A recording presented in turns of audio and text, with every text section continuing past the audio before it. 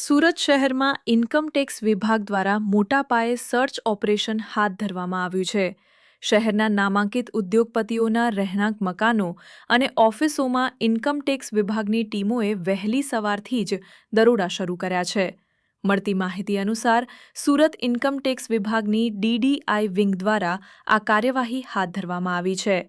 Lakshmi diamond સહિત વિવિધ ભાગીદારોના ઘર અને ઓફિસોમાં સર્ચ કરવામાં આવી રહ્યું છે. ઇન્કમટેક્સના અધિકારીઓનો મોટો કાફલો ઉદ્યોગપતિઓના ધંધાકીય સ્થળો, રહેણાંક મકાનો તેમજ વિવિધ પ્રોજેક્ટ્સ પર તપાસ કરી રહ્યો છે. આ સર્ચ ઓપરેશન દરમિયાન દસ્તાવેજોની તપાસ, હિસાબી ચોપડાઓ અને અન્ય મહત્વપૂર્ણ રેકોર્ડ્સની ચકાસણી કરવામાં આવી રહી હોવાનું જાણવા મળ્યું છે.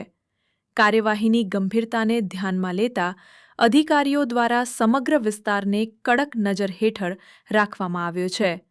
મોટા પાયે ચાલી રહેલી આ કાર્યવાહીથી સુરતના વેપારી અને ઉદ્યોગ જગતમાં ભારે ફફડાટ ફેલાયો છે.